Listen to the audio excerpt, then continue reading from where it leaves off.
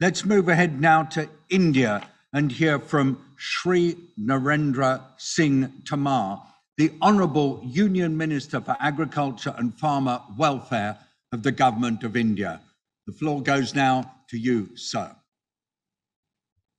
सभी को नमस्कार। संयुक्त राष्ट्र के महासचिव श्री एंटोनियो गुतेरस, इटली के प्रधानमंत्री श्री मारियो ड्रैगी जी तथा संयुक्त राष्ट्र खाद्य प्रणाली की इस प्री समिट में विभिन्न देशों से उपस्थित सभी महानुभाव, मैं इस अवसर पर भारत की ओर से आप सभी का अभिनंदन करता हूं, स्वागत करता हूं।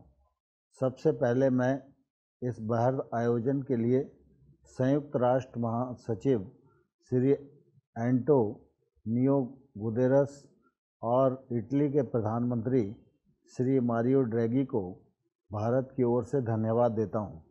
भारत का दृढ़ विश्वास है कि विकासशील देशों के सामाजिक आर्थिक परिवर्तन और तथा पृथ्वी के बेहतर भविष्य के लिए कृषि को महत्वपूर्ण भूमिका निभाना होगी, क्योंकि 17 में से 12 सस्टेनेबल डेवलपमेंट गोल सीधे तौर पर कृषि पर निर्भर हैं।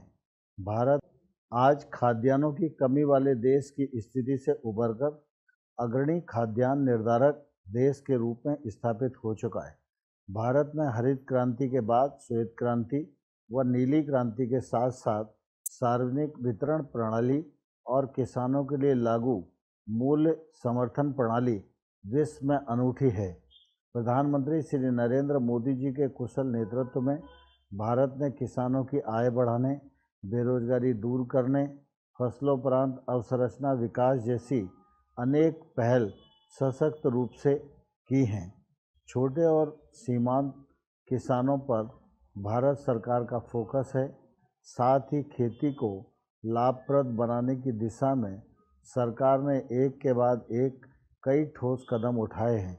हमारे कृषि क्षेत्र ने कोरोना महामारी के संकट के दौर में भी बहुत अच्छा प्रदर्शन किया है और खाद्यान्न तथा बागवानी का रिकॉर्ड उत्पादन हुआ है।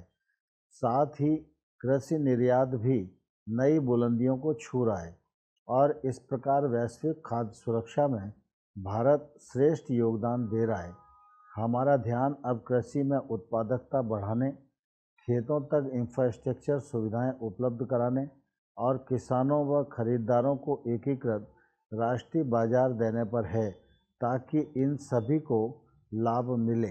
भारत सरकार ने फार्म गेट व कृषि विपणन अवसंरचना के लिए 1 लाख करोड़ रुपए का एग्री इंफ्रा फंड बनाया है। छोटे किसानों को बड़े पैमाने पर लाभ के लिए 10,000 फार्मर्स प्रोड्यूसर ऑर्गेनाइजेशन बनाने की स्कीम प्रारंभ की गई है।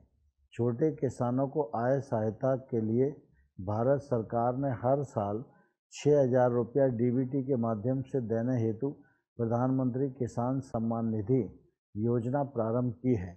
इस स्कीम के तहत 11 करोड़ से अधिक किसानों के बैंक खातों में 1,37,000 करोड़ रुपया दिए जा चुके हैं।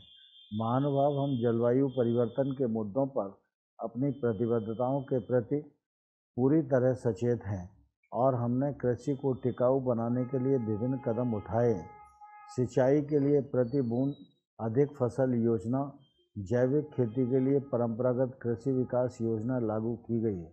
मृदा स्वास्थ्य कार्ड योजना भी प्रारंभ की गई है, जिसमें किसानों को मिट्टी परीक्षण की निःशुल्क सेवाएं प्रदान की जाती हैं। कद्दनों को वैश्विक स्तर पर केंद्र में लाने के लिए भारत सरकार ने संयुक्त राष्ट्र में वर्ष 2023 को अंतर्राष्ट्रीय कद्दन वर्ष के रूप में मनाने का प्रस्ताव रखा था।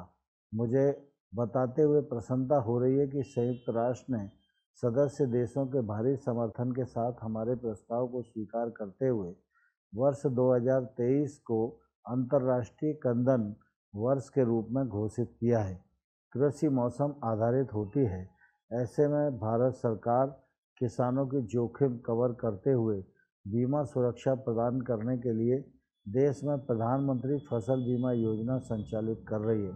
अल्प व कुपोषण की समस्या के समाधान के लिए भारत सबसे बड़ा खाद्य आधारित सुरक्षा कार्यक्रम चला रहा है, जिसमें सार्वजनिक वितरण प्रणाली व मध्याह्न भोजन योजना शामिल है। ये सारे महत्वपूर्ण कदम हैं जो हमने अपनी कृषि खाद्य प्रणालियों को टिकाऊ बनाने व किसानों की आय बढ़ाने के साथ साथ देश में भूख की समस्या के समाधान के लिए उठाए हैं। हम पूरी आशा के साथ सतत विकास लक्ष्य 2030 में निर्धारित लक्ष्य प्राप्त करने के अपने प्रयासों को जारी रखेंगे और जन समुदाय की अपेक्षाओं पर निश्चित रूप से पूरी तरह खरे उतरेंगे। मैं इस अवसर पर इस समिट में शामिल सभी देशों के प्रतिनिधियों को अपनी ओर से बहुत बहुत शुभकामनाएं देता हूं और ईश्वर से यह कामना करता हूं कोविड महामारी के दौरान आप सब स्वस्थ रहें, प्रसन्न रहें और आप सब अपने अपने काम को पूरी जिम्मेवारी के साथ करते रहें। धन्यवाद। जय हिंद।